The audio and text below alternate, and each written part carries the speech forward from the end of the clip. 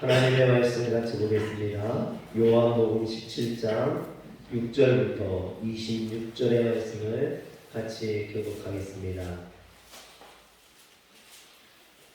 제가 갖고 있는 성경은 신약성경 177면에 나와 있습니다. 요한복음 17장 6절부터 26절의 말씀입니다.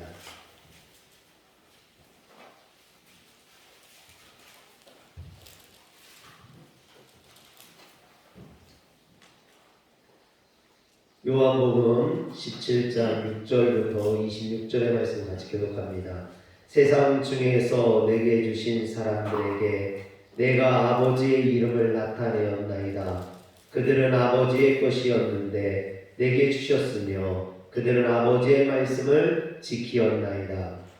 지금 그들은 아버지께서 내게 주신 것이 다 아버지로부터 오신 줄을 알나이다. 나는 아버지께서 내게 주신 말씀들을 그들에게 주었사오며 그들은 이것을 받고 내가 아버지께로부터 나온 줄을 참으로 아오며 아버지께서 나를 보내신 줄도 믿었사옵나이다. 내가 그들을 위하여 비웃나니 내가 비웃는 것은 세상을 위하여 내게 주신 자들을 위하여이다. 그들은 아버지께 주셨도다. 내 것은 다 아버지의 것이요 아버지의 것은 내 것이온데 내가 그들로 말미암아 영광을 받았나이다. 나는 세상에 거의 있지 아니하오나 그들은 세상에 있사오고 나는 아버지께로 가오나니 거룩하신 아버지여 내게 주신 아버지의 이름으로 그들을 보존하사 우리와 같이 그들로 하나가 되게 하옵소서. 내가 그들과 함께 있을 때에 내게 주신 아버지의 이름으로 그들을 보존하고 지키었나이다. 그 중에 하나도 멸망하지 않고 다만 멸망의 자식뿐이오니 이는 성경을 응하게 함이니이다. 지금 내가 아버지께로 가오니 내가 세상에서 이 말을 하옵는 것은 그들로 내 기쁨을 그들 안에 충만히 되게 하려 함이니이다. 내가 아버지의 말씀을 그들에게 주었사오매 세상이 그들을 미워하였사오니 이는 내가 세상에 속하지 아니함같이 그들도 세상에 속하지 아니함으로 인함이니이다. 내가 비웃는 것은 그들을 세상에서 데려가시기를 위함이요 다만 데려가지 않게 구원하시기를 위함이니이다. 내가 세상에 속하지 아니함같이 그들도 세상에 속하지 아니하였사옵나이다. 그들을 진리로 거룩하게 하옵소서. 아버지의 말씀 지키니이다. 아버지께서 나를 세상에 보내신 것 같이 나도 그들을 세상에 보내었고 또 그들을 위하여 내가 나를 거룩하게 하오니 이는 그들로 진리로 거룩함을 얻게 하려 함이니이다. 내가 비옵는 것은 이 사람들만 위함이 아니요 또 그들의 말로 말미암아 나를 믿는 사람들도 위함이니 아버지여 아버지께서 내 안에 내가 아버지 안에 있는 것 같이 그들도 다 하나가 되어 우리 안에 있게 하사 세상으로 아버지께서 나를 보내신 것을 믿게 하옵소서. 내게 주신 영광을 내가 그들에게 주었사오니 이는 우리가 하나가 된 것 같이 그들도 하나가 되게 하려 함이니이다. 곧 내가 그들 안에 있고 아버지께서 내 안에 계시어 그들로 온전함을 이루어 하나가 되게 하려 하니 아버지께서 나를 주신 것과 또 나를 사랑하신 같이 그들도 사랑하신 것을 세상으로 알게 하려 함이로소이다. 아버지여 내게 주신 자도 나 있는 곳에 나와 함께 있어 아버지께서 창세전부터 나를 사랑하심으로 내게 주신 나의 영광을 그들로 보게 하시기를 원하옵나이다. 의로우신 아버지여 세상의 아버지를 알지 못하여도 나는 아버지를 알았사오고 그들도 아버지께서 나를 주신 줄을 알았사옵나이다. 내가 아버지의 이름을 그들에게 알게 하였고 또 알게 하리니 이는 나를 사랑하신 사랑이 그들 안에 있고 나도 그들 안에 있게 하려 함이니이다. 아멘. 할렐루야. 아멘. 오늘 말씀은 요한복음 13장부터 시작된 다락방 강화의 종결 부분입니다. 또 예수님께서 세상을 떠나시기 전에 하신 마지막 기도로 매우 중요한 부분이죠. 그래서 오늘 말씀의 기도를 예수님의 대제사장적 기도다라고 말을 합니다. 히브리서 4장 14절에 보면 그러므로 우리에게 큰 대제사장이 있으니 승천하신 자 곧 하나님의 아들 예수니라 그랬습니다. 이처럼 예수님은 우리의 대제사장이 되십니다. 그렇다면 대제사장이 하는 일이 무엇입니까? 대제사장은 하나님과 인간 사이에 이어주는 역할, 중재자의 역할, 또 하나님 앞에 나가 인간을 대신해 중보하는 역할을 감당했습니다. 그래서 바울은 우리의 대제사장 되시는 예수님께서 지금도 하나님 우편에 서서 우리를 위해 중보하고 계신다라고 말했습니다. 로마서 8장 34절에 보면 하나님은 하나님 우편에 계신 자요 우리를 위하여 간구하시는 자라고 예수님을 나타내고 있습니다. 또 우리에게 아무도 손대지 못하도록 한순간도 눈떼지 않고 우리를 지키시고 계신다라고 말합니다. 그런데 주님이 말씀하신 아버지께서 내게 주신 자, 오늘 말씀 12절에 보면 나오거든요. 우리 가운데 하나님 우편에 계신 자여 우리를 위하여 간구하시는 자이다 하고 12절에 보면 우리 가운데 한 사람도 잃어버리지 않게 하기 위해 우리를 보존하여 지키신다 했습니다. 우리를 지키시는 분, 우리를 보존하시는 분, 그분이 주님이시죠. 그런데 아버지께서 내게 주신 자를 지키신다 했는데 그렇다면 여기에서 아버지께서 내게 주신 자, 즉 예수님께 주신 자는 누구를 의미할까요? 주님께서 지키시는 자, 주님께서 보존하시는 자, 아버지가 주신 자, 그게 누구냐라는 거죠. 일단은 그 자리에 있던 예수님의 11제자들이겠죠. 그러나 여러분 더 깊이 보면 오늘 주님을 믿는 모든 하나님의 백성들이 바로 하나님이 주신 자요 예수님이 지키시는 자인 줄 믿으시길 바랍니다. 그런데 우리가 우리 모든 성도가 다 하나님이 주신 자라고 생각을 한다면 그것이 나에게 큰 의미가 없어요.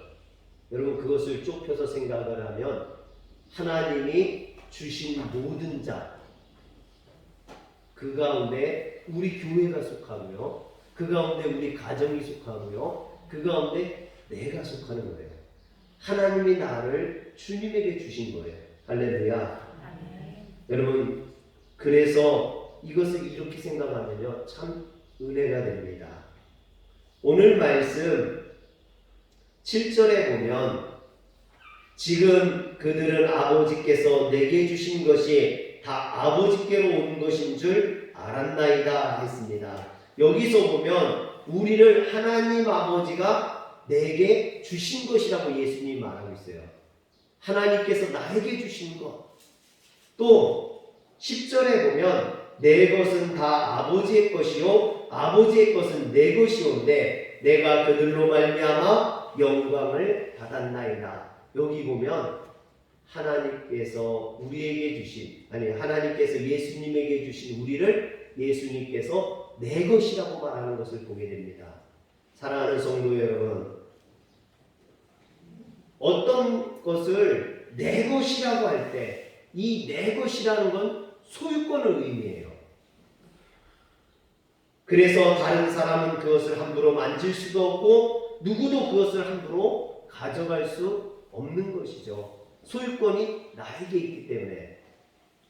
예전에 저희 집사람이 이제 디아를 낳을 때가 돼서 이제 처갓집에 갔어요. 처갓집에서 이제 몸조리를 하고 있는데 소연이하고 사야하고 저하고 지내다가 지방 부흥성회가 있어서 제가 아이들을 데리고 갔습니다. 부흥성회 가서 유아실에 이제 소연이하고 사야랑 같이 있는 거죠. 집회를 하고 있을 때. 근데 소연이하고 사야하고 막 장난을 치다가 잠이 들었어요. 근데 사야가 그때 외삼촌이 사준 조그만 장난감을 가져와서 소연이랑 놀았는데 그들이 잠들고 나니까 옆에 집사님, 다른 교회 집사님 애가 와 있다가 그것을 계속 쳐다보는 거예요. 계속 이렇게 쳐다보는 게 놀고 싶어 하는 것 같아. 그래서 이거 놀고 싶어? 그랬더니 그렇대요. 그래서 그때 디아가 사야가 5살쯤, 그 아이가 한 7살쯤 됐을 텐데, 그래서 사야 것을 이렇게 뺏어서 걔한테 줬어요. 사야는 잠들었으니까. 걔한테 줬더니 걔가 신나가지고 막 노는 거예요. 근데 어느 순간에 이 자고 있던 사야가 갑자기 벌떡 일어나더니 가가지고 걔가 놀고 있는 장난감을 확 뺏어오는 거예요. 그러니까 얘도 깜짝 놀라고 저도 깜짝 놀라고 그러더니 내 거야 그러는 거예요, 사야가. 그러니까 얘도요, 자기 게 아니니까 자기보다 어리고 약하지만 사야 거니까 이 말도 못하고 뺏기는 거예요. 여러분, 그래서 제가 사야한테, 사야 네가 잠들어서 형아가 놀고 싶어 하길래 아빠가 이거 가지고 놀라고 준 거야. 사야 그러지 말고 형하고 같이 놀아. 그랬더니 사야가 그때서야 그거 가지고 가서 형 같이 놀아. 그래도 이건 내 거야. 그러는 거예요. 여러분, 주님께서 우리를 내 거라고 말하시면 우리를 누가 뺏어갈 수 있겠습니까? 우리를 주님이 내 거라고 말씀하시는데 그 손에서 누가 우리를 뺏어갈 수 있겠느냐는 거죠. 뺏어갈 수 없다라는 것입니다. 할렐루야. 여러분, 그래서 우리를 내 거라고 말씀해 주실 뿐만 아니라 하나님 앞에서 우리를 위해 간구해 주시고 놀라운 은혜와 영광까지도 베풀어 주신다니 이것이 얼마나 감사한 일입니까? 복음성가에 보면 너는 내 아들이라는 그런 복음성가가 있습니다.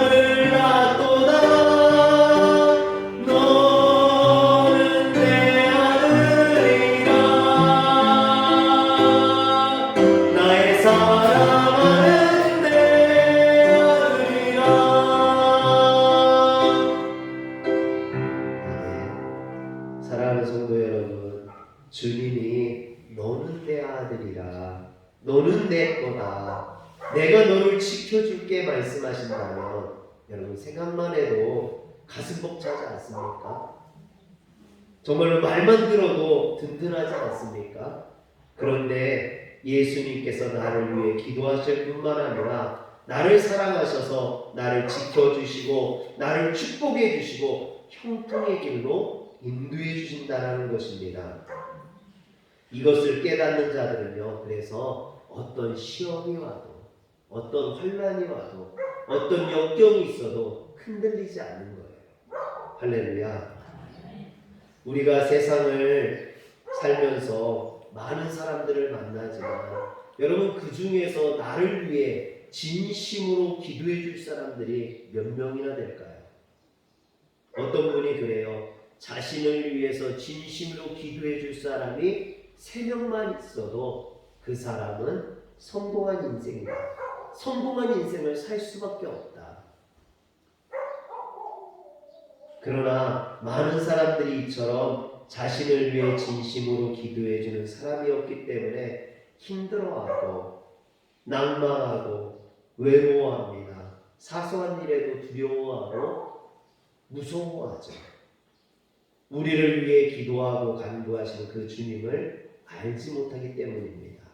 여러분을 위해 지금도 간구하시고 기도하시는 주님이 계심을 기억하시길 바랍니다.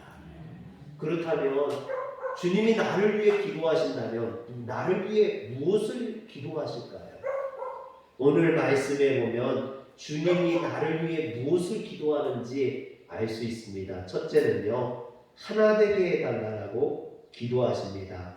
11절에 보면 나는 세상에 더 있지 아니하오나 그들은 세상에 있사옵고 나는 아버지께로 가옵나니 거룩하신 아버지여 내게 주신 아버지의 이름으로 그들을 보전하사 우리와 같이 그들도 하나 되게 하옵소서. 여기서 우리들도 그랬는데 우리들이라는 것은요 바로 성부, 성자, 성령 하나님을 가리킵니다. 이 기도가 얼마나 중요한지 21절과 22절에서도 다시 한번 반복되는 것을 보게 됩니다. 이 악한 세상에서 하나님의 교회가 하나 되지 못하면 우리는 복음으로 이 세상을 이길 수 없을 뿐만 아니라 이 세상에서 하나님의 영광을 드러낼 수 없습니다.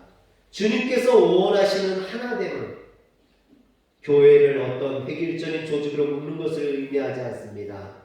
진리와 사랑으로 하나 되는 것을 의미합니다. 그런데 진리로 하나 되는 것에 대해서 여러분 바울은 에베소서 4장 13절에 이렇게 말합니다. 우리가 다 하나님의 아들을 믿는 것과 아는 일에 하나가 되어 온전한 사랑을 이루어 그리스도의 장성한 분량이 충만한 데까지 이르리니. 여러분 하나님의 아들을 믿는 것, 아는 일, 곧 지식과 믿음에 있어서 하나 되는 것이 바로 진리로 하나 되는 것이라고 말을 합니다.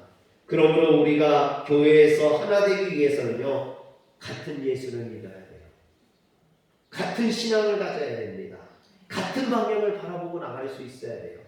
교회가 서로 같은 방향을 보고 나가지 않으면요 교회가 갈라질 수밖에 없고 싸울 수밖에 없게 됩니다. 뿐만 아니라 교회는 사랑으로 하나가 되어야 됩니다. 사랑은 우리를 묶어주는 끈이죠. 에베소서 4장 16절에 보면 그에게서 온몸이 각 마디를 통하여 도움을 받음으로 연결되고 결합되어 각 지체의 분량대로 역사하여 그 몸을 자라게 하며 사랑 안에서 스스로 세우느니라 했습니다. 우리는 그리스도의 몸을 이루고 있는 하나의 지체들입니다. 몸을 하나로 세우기 위해서는 각 지체가 사람 안에서 서로를 세워주고 연합해야만 합니다. 그래서 예수님은 오늘도 우리가 진리로 하나 되고 사랑으로 하나 되기를 기도하시는 것입니다.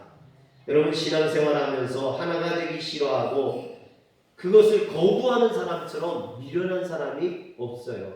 여러분 신앙생활은 절대 혼자 하는 게 아닙니다. 신앙생활은 함께 할 수 있어야 돼요. 여러분 왜 교회가 재미없고 실증납니까? 왜 여러분들의 인생이 무료하고 힘들게 느껴지십니까? 왜 여러분들의 삶에 신앙에 열정이 없습니까? 하나 되게 하려는 주님의 노력과 그 기도에 여러분들이 동참하지 않기 때문입니다. 여러분 에덴 동산에서 혼자 거닐던 하와는 유혹받을 수밖에 없었습니다. 오늘 우리가 이것을 꼭 기억해야 돼요. 하나님이 우리가 연합하여 하나가 되라고 하셨는데 그러지 아니하고 나 혼자 돌아다닌다면 하와처럼 유혹받을 수밖에 없다라는 겁니다. 그래서 교회 일도 마찬가지고요. 기도도 마찬가지고 찬양도 함께 해야 됩니다. 함께 할 때 은혜가 있는 겁니다.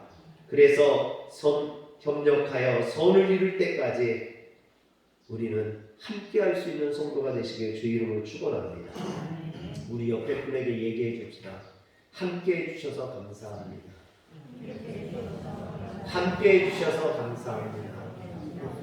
할렐루야. 여러분, 혼자 한다면 얼마나 힘들고 어렵겠어요. 그런데 함께 할 수 있는 사람이 있다는 것이 얼마나 감사합니까? 어려운 일도 힘든 일도 함께 할 수 있는 사람이 있으면, 내가 지쳐서 피곤할 때 함께 할 수 있는 가족들이 있기 때문에 힘이 나는 거거든요. 할렐루야. 여기 있는 저도 지칠 때 여러분들이 있어서 힘이 납니다. 또 여러분들이 힘들 때는 여러분들을 위해서 기도해 줄 수 있는 목회자가 있어서 힘이 되는 줄 믿으시기를 바랍니다. 두 번째는요, 악에 빠지지 않게 하옵소서 기도하십니다. 15절에 보니까 내가 비옵는 것은 그들을 세상에서 데려가시기를 위함이 아니요 다만 악에 빠지지 않게 보존하시기를 위함이니이다 했습니다. 예수님은 제자들을 세상에 두고 하늘로 승천하셨고 우리들은 세상에 남겨졌습니다. 그러므로 이제 우리들은 이 악한 세상 속에서 어떻게 살 것인가를 고민해야 됩니다. 그래서 주님은 제자들을 세상에 남겨놓고 떠나시면서 악에 빠지지 않게 보존해 주옵소서 기도하셨던 것입니다. 세상은 악한 곳입니다. 세상에는 악한 세력이 여전히 건재해 있으면서 우리를 끊임없이 유혹하고 공격합니다. 우리가 건강하게 신앙생활하지 못하도록 온갖 함정을 파놓고 우리를 기다리고 있다는 것입니다. 그러므로 우리는 악에 빠지지 않기 위해 정신을 바짝 차려야 됩니다. 악의 유혹을 피하고 악을 대적할 수 있어야 됩니다. 주님께서 기도하시는 이상 이 악한 세상에서 우리를 삼킬 자가 아무도 없다는 것을 믿으시길 바랍니다. 메리 베이커라는 19세기에 살았던 여인이 있었습니다. 여성이 있었는데 그의 집은 폐결핵으로 그의 아버지와 어머니가 돌아가셨어요.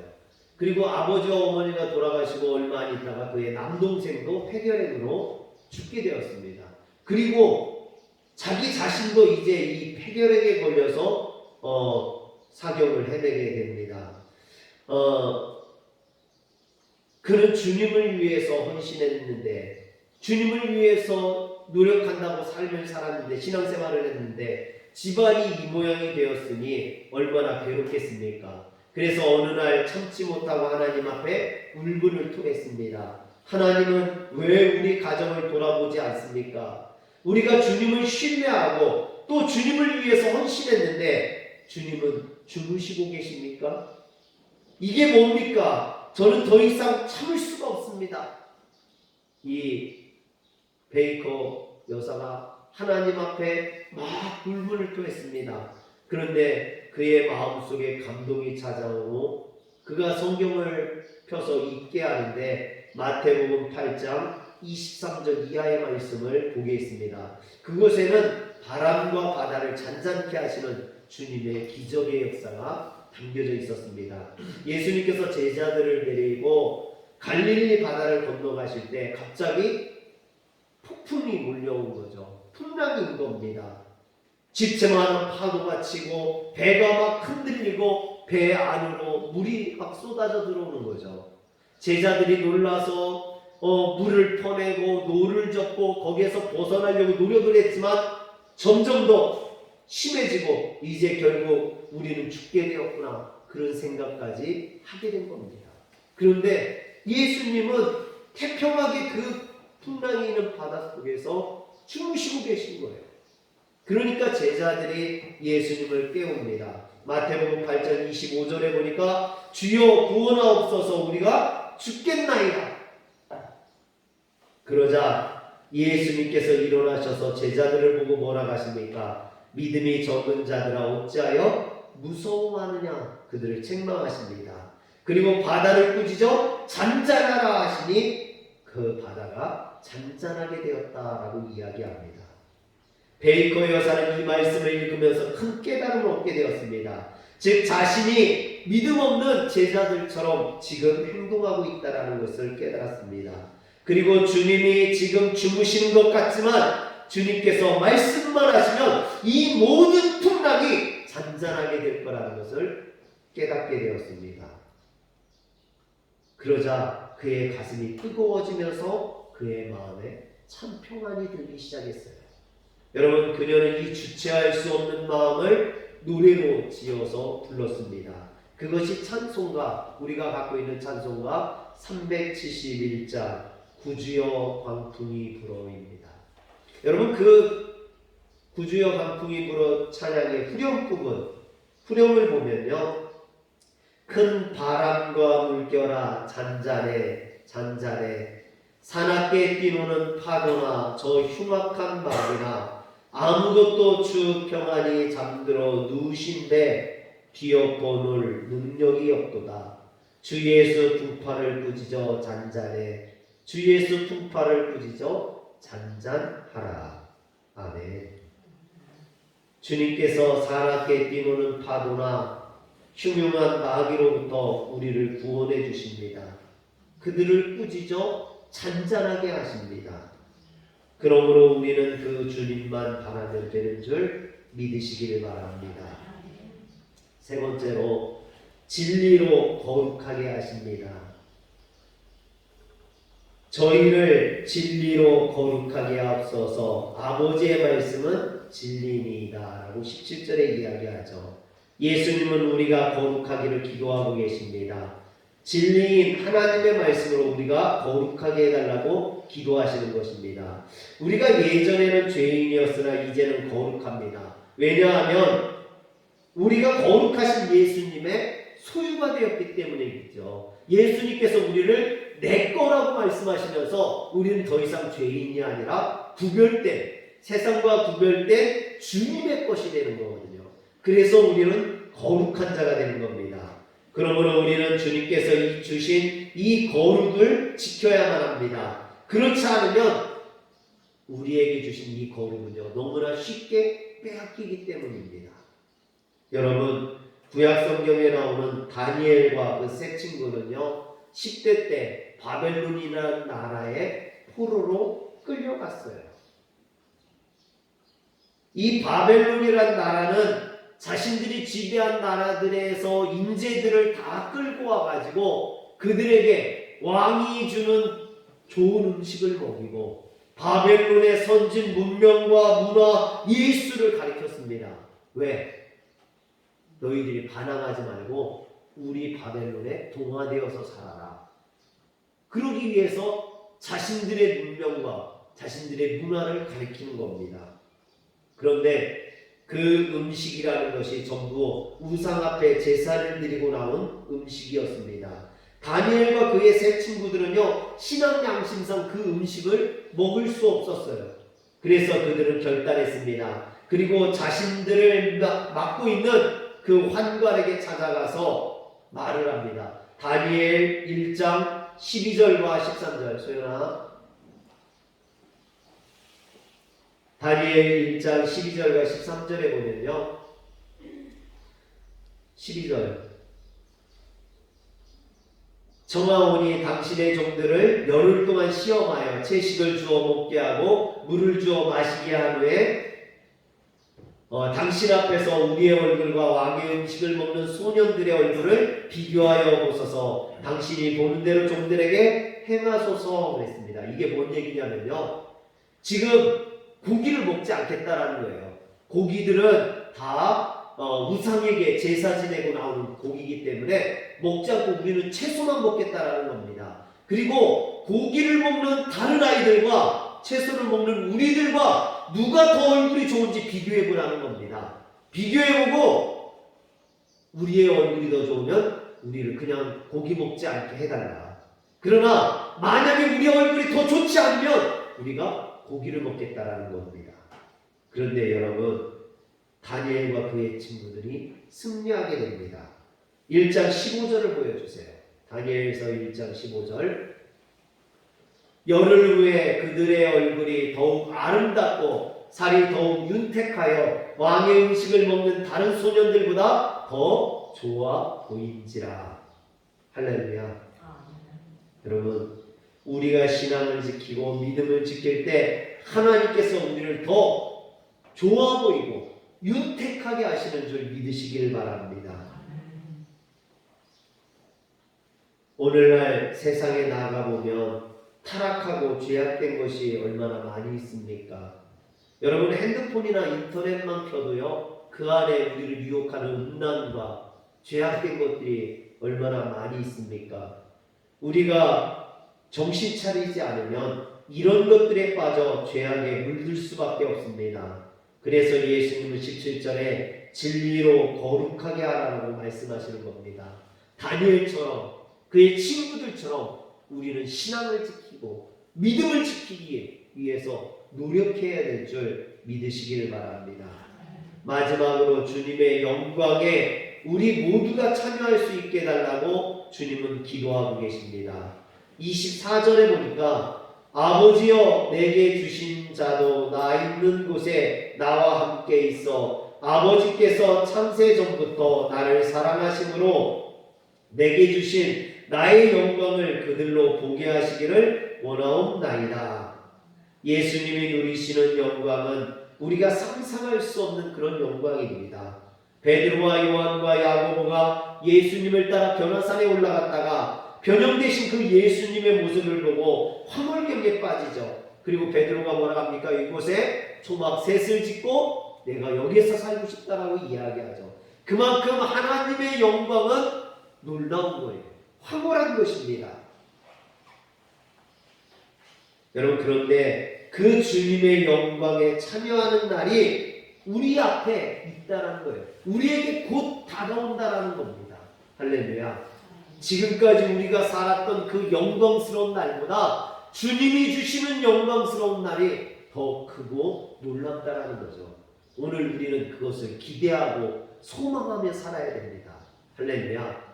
내가 지금까지 살아오면서 맛보지 못했던 영광, 지금까지 경험해보지 못했던 그 영광을 주님이 주신다라는 거예요. 그 영광을 소망하는 자들에게 주신다라는 겁니다. 그런데 여러분, 주님이 우리에게 이런 애착을 갖고 너는 내 것이다, 내 아들이야, 내 자녀라 말씀하시면서 이런 영광을 주시겠다라는 거예요. 할렐루야. 그뿐만 아니라 우리가 기다리지 못하고 참지 못하고 쓰러지고 낙망하고 실망할까봐 우리를 격려하고 우리를 도우면서 우리를 이끌어 주시는 겁니다. 여러분, 여러분들의 자녀가 바른 길을 가지 못할 때 실망하지 마세요. 포기하지 마세요. 여러분, 어버이날 아닙니까? 자녀들이 부모에게 공경해야 되는 날이지만 또 한편으로 보면 우리가 부모로서 자녀들을 부모답게 인도해야 될 줄 믿으시길 바랍니다. 그 자녀들, 주님이 우리를 포기하지 않는 것처럼 우리도 포기하지 말아야 됩니다. 그 자녀를 위해서 끊임없이 기도해야 됩니다. 그들이 주님의 영광에 이를 수 있도록. 할렐루야. 오늘 주님은요, 낙심하지 않습니다. 실망하지 않습니다. 세상을 두려워하지 않습니다. 끝까지 하나님 옆에 서서 우리를 위해 충고하고 계십니다. 할렐루야. 그 주님을 믿으시길 바랍니다. 기도하겠습니다. 전능하신 하나님, 나를 위해 기도하고 계신 그 주님을 내가 잊지 않게 하여 주옵소서. 그래서 이 험한 세상 살아가면서 낙심하거나 실망하지 않게 하시고, 또 이 세상을 살아가면서 좌절하거나 절망하지 않게 하시고, 나의 힘이 되어주시고 능력이 되어주시는 그 주님을 의지하고 붙들므로 내가 승리할 수 있도록 주님 축복해 주시옵소서. 우리 주 예수님의 이름으로 기도합니다.